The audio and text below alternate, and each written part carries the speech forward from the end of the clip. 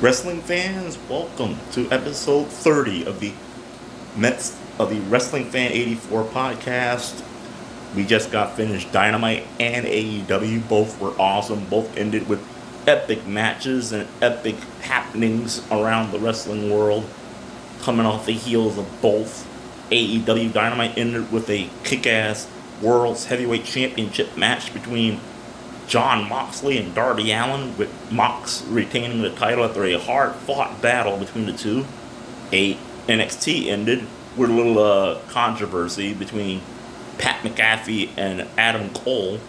A big fight broke out, had to be pulled apart by several officials, including Triple H and Shawn Michaels. You know it's serious in NXT when Triple H and Shawn Michaels, the two guys who run the place, have to come out and break up a fight. Anyway, that was during the main event between Imperium and AE and UE for the Tag Team Championships. Imperium retained during the melee.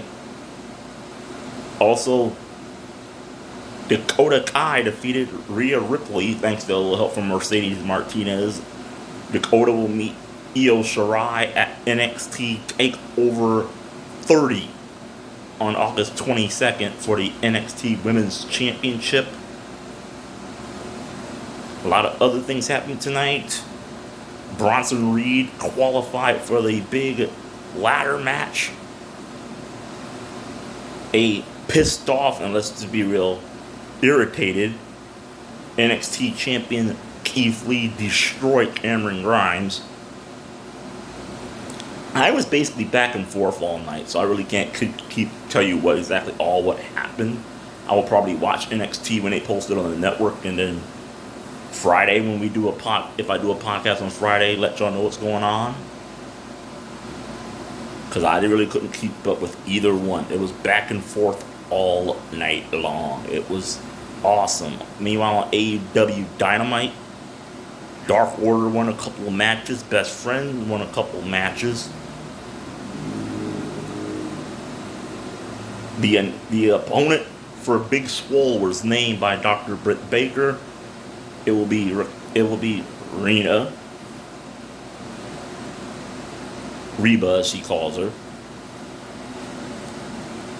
If Big Swole defeats her, then Swole will meet Dr. Britt Baker at All In in a few weeks on September 5th. Now, I don't know if you fans have been under a rock or you haven't been paying attention, but Monday Night Raw Monday was awesome. We introduced a new concept on Monday Night Raw called Raw Underground. It was an awesome thing. It was kind of like an underground MMA kind of thing with superstars getting a chance to show their styles in a different kind of environment. That was ran by Shane McMahon. At the end of the night, the Hurt Business took over. Bad night for the Hurt Business. Horrible night for the Hurt Business, MVP's group. MVP lost he was never United States champion anyway. He lost the new United States title to the rightful United States champion Apollo. Shelton Benjamin lost the 24/7 championship to Akira Tozawa. Also on Raw, we signed another match for SummerSlam, as Seth Rollins will go one-on-one with a kid who sat front row center at SummerSlam 15 years ago, Dominic Mysterio. Now, if you look back at SummerSlam 2005 and look at Dominic now, two different people looks like, right? But that's the same kid from 15 years ago. The same kid. He's just a lot more experienced and a lot smarter than he used to be. He's a lot smarter, a lot more agile, and definitely a lot more skillful. We saw him hit that brilliant 619 on Seth this past Monday night on Raw, which led Seth to make the match between him and Dominic at SummerSlam. Also, this past Monday night, we saw a little revenge, a little payback, whatever you want to call it. Remember all those times where Bayley put Sasha in matches without Sasha knowing? Well, Monday night, Sasha did it to Bayley. So next week on Monday Night Raw, Bayley will go one-on-one with the Empress of Tomorrow, Asuka. She better hope it's Asuka. And if Asuka wins, she will face Sasha Banks for the Raw Women's Championship on August 23rd at SummerSlam. And here's the big bulletin that happened this past Monday night on Monday Night Raw. The Riott Squad is back. That's right, folks. This past Monday night on the Kevin Owens show, Kevin Owens had Ruby Riott and Liv Morgan as guests. I guess he played a little mediator. The Iconics came out doing their usual wannabe lay cool shtick, where they try to act like they're bullies when we all both know they're not. The Riott Squad challenged them to a match. The match was made, and the Riott Squad came out on top. After Raw, they went on a Raw talk and basically said that there's still a lot of rebuilding of their friendship to do. We have a long way before we see that. And earlier today, if you watched it on YouTube, you go to YouTube, there's a video of Ruby and Sarah talking about how the Riott Squad came to be, the development of the Riott Squad. So basically, it's like a lot of things going on in this Riott Squad right now. And that's huge. I know a lot of fans on social media are a little irritated that WWE, as they said, went to lazy booking, reuniting the Riott Squad. Okay, here's my take on that. If your opinion, and I respect all opinions, but if your opinion is that WWE went the lazy route reuniting the Riott Squad, then I guess they went the lazy route reuniting DX, The Shield, Evolution. Good groups who, basically, let's be real, good groups who were good should have stayed good. As much as people say the Riott Squad was just a bunch of juvenile delinquents running around just wrecking stuff, that's kind of what they was supposed to do. I mean, what do you expect from a group called the Riott Squad? It was kind of their thing. It was kind of like a female DX. They were supposed to be a bunch of outlaws doing what they want when they want it. And if you didn't cry during Ruby's promo Monday night, I'm going to take a line from everybody who says it about Phil Collins' music. You don't have a soul. Because I cried during that promo. She basically poured her heart out like she did on Raw Talk 2 weeks ago. Now, a lot of people are saying, they're not. A lot of people are not feeling this new reunion of the Riott Squad, and I can respect that. But you gotta think like this. You fans want Sasha versus Bayley, right? Of course you do. Don't lie to say you don't. In order for them to do Sasha versus Bayley, Sasha and Bayley have to lose the tag team titles. Has to. They have to. There's no going around it. There's no, they can still do it even with them as tag team champions. WWE is turning Sasha babyface. There's no doing it with them still as tag team champions. That's not happening. That is not happening. Like I said, and I've said it on Twitter, I'm going to say it here on the podcast.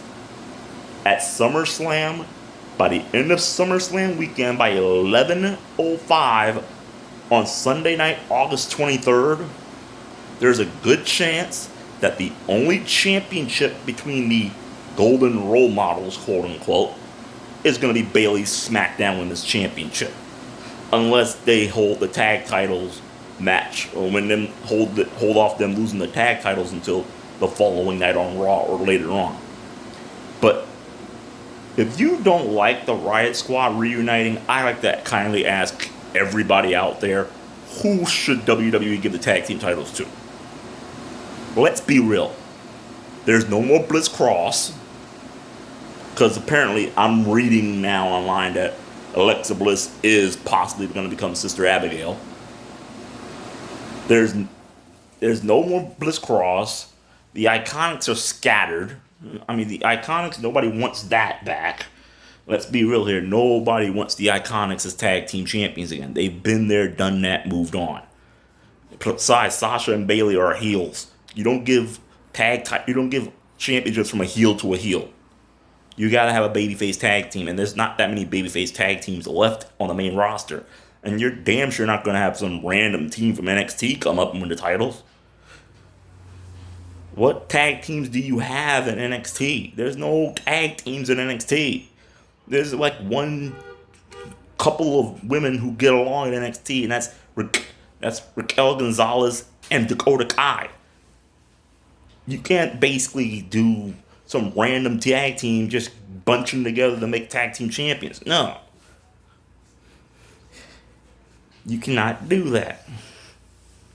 So the only solution is late Ruby Riott and Liv Morgan. And a lot of people are saying, I love Liv Morgan, okay? Love her. I think Liv Morgan is probably one of the brightest shining new superstars on the roster, even though she's been there for a while.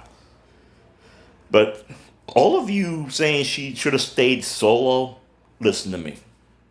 And I'm speaking this as not as WrestlingFan84, but as a wrestling fan in general. And it's common sense. When you're a singles woman's superstar breaking into the business as a solo superstar, and they start your shit off with Lana as your first feud, they're not serious about you as a singles. I'm sorry. They're not serious about you as a singles. I can understand them starting her off with somebody like Mandy Rose or Sonya Deville, but they started her off in a feud with Lana. Think about that for a minute. Lana.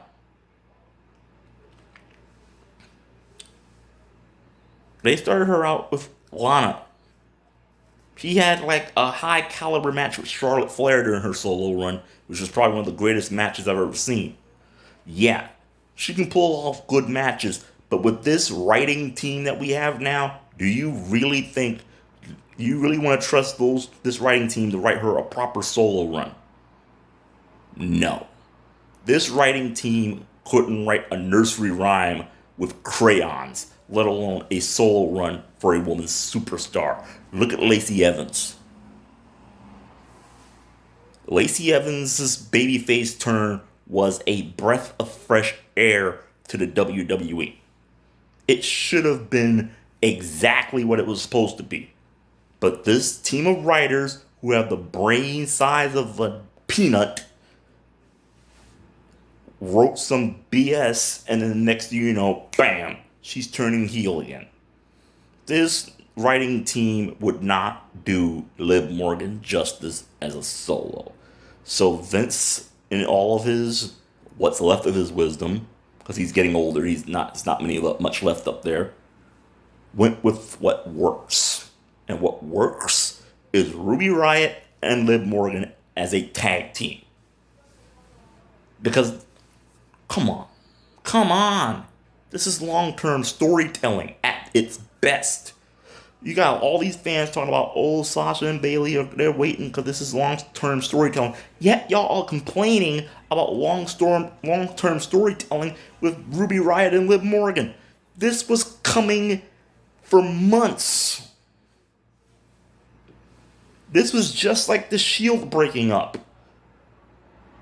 You realize how foolish WWE would have looked if they would have split the Riott Squad, had Ruby get injured, Ruby come back, attack Liv, this whole storyline with them happen, and then they not reunite?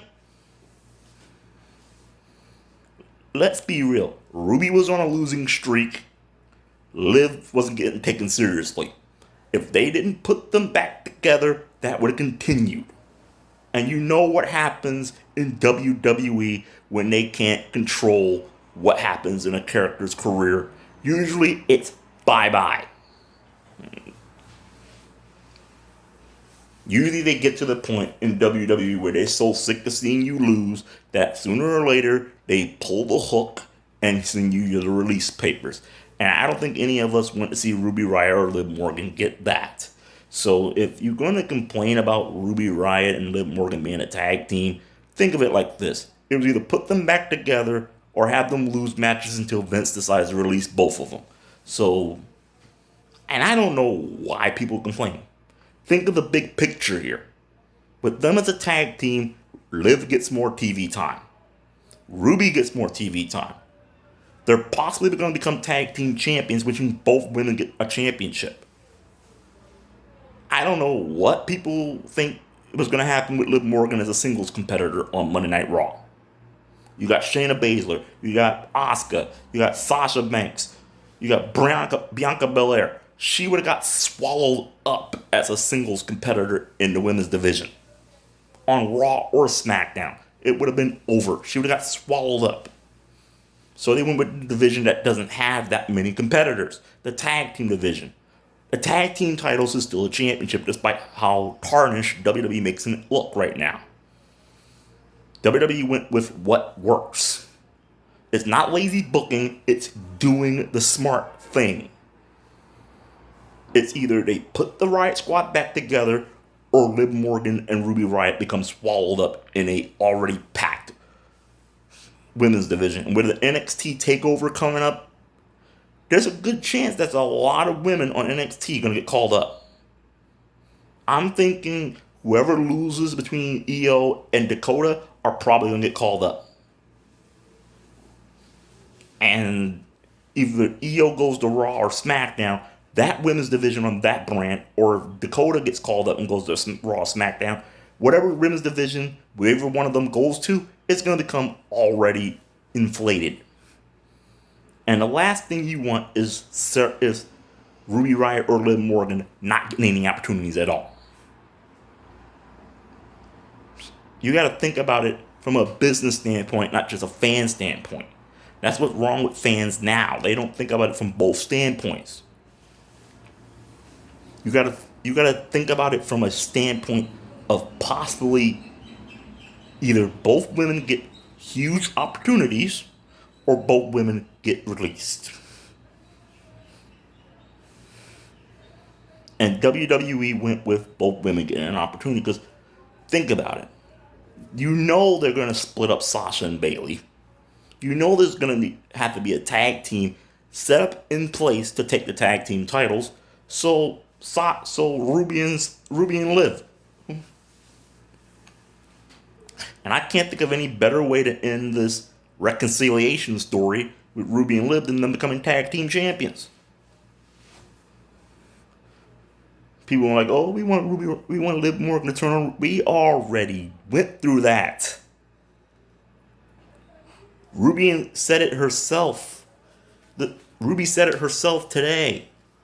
The reason why WWE put them back together is because of Sarah. That promo Ruby cut Monday night was the button they were waiting to push. All this infighting made them forget about what they basically came there to do. All three women have their debut date tattooed somewhere on them. What are they supposed to do? Forget that date? Forget all their history together? And split? And Liv stays a solo because y'all want her to? Liv Morgan would have gotten eaten up in this division. Don't matter where she goes. And I don't trust Vince McMahon and Brother Love, a.k.a. Bruce Pritchard, to write her as a solo successfully. I just don't trust them like that. I don't trust them like that. Vince has this thing where he writes only a selective few properly, then he writes through everybody else like crap. You really want Liv Morgan going through that? Ask yourself that question. Look at what's going on with the Naomi Lacey Evans feud. This feud is getting blown way out of proportion. Look on Twitter if you don't believe me. We got fans calling other fans racist for supporting Lacey. I'm not lying.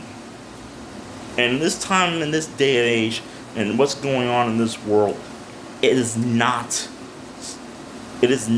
kosher or not even appropriate to be throwing that word around. That word should not be thrown around like that on social media. It's basically making the entire wrestling community toxic and uncomfortable. Why are we throwing around that word like that? Ask yourselves that question. Why are we bringing that word into wrestling, period?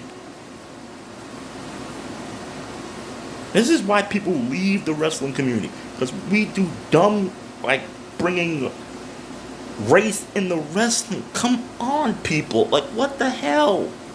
Like, 2 days ago, we celebrated Ron Simmons' anniversary to become the first African-American world champion. And here we are, what? 2 days later, and it's the same crap over again? We're bringing race into wrestling because of a storyline between two friends. Lacey and Naomi are friends behind the scenes. There's no beef between the two. Learn the difference between real and fake.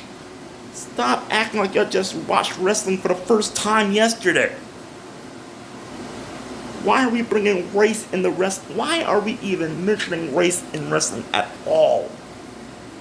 There's no such thing as that. You support Lacey, you're racist. Like, oh my God. That's like the dumbest thing I've ever heard in my life. Look at me. I'm African American. I've interviewed Lacey twice. I follow her. She follows me on Twitter and Instagram. You've seen the picture I put up. Somebody actually called it staged. That just proves that some people in the wrestling Twitter community have no idea what they're talking about and is just bored and want to come up with dumb crap to make themselves sound smart. It gives me a migraine even in having to deal with that crap. Leave race out of wrestling. Wrestling is supposed to be fun, not all serious. It is a storyline on a scripted television show. Like, why are we even going to that route? You don't sound smart. You don't sound brilliant. You're not making Naomi look good.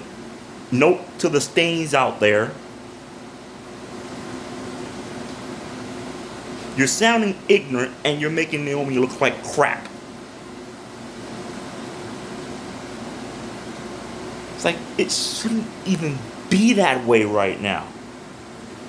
But what's going on in this world with all this killing and the corona, and we got fans calling other fans racist because they support a wrestler. Oh my God. I don't care what you say. It's like, what the hell? Act like you have some sense.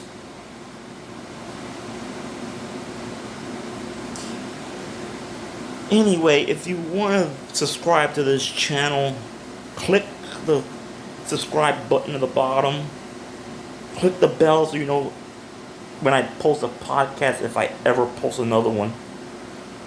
You want to follow me on Twitter, it's WrestlingFan84. You want to follow me on Instagram, WrestlingFan884. If you want to be negative, don't follow me at all.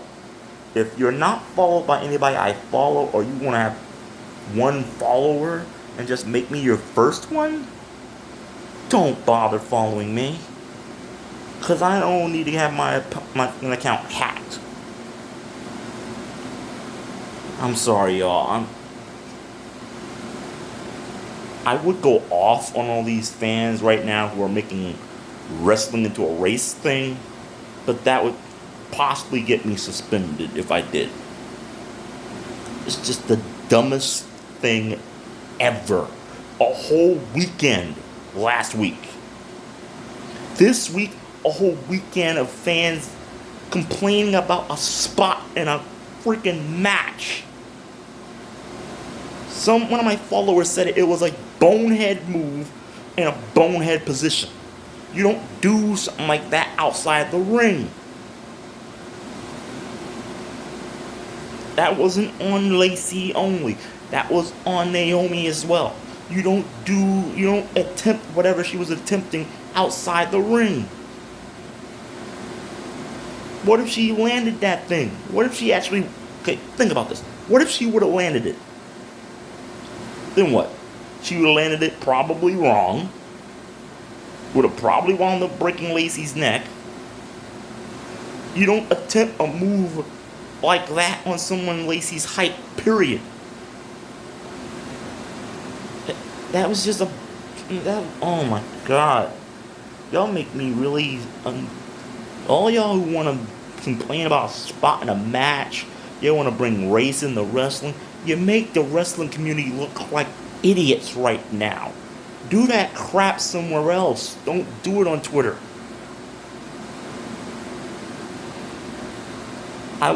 If I feel like it, I will see y'all Friday.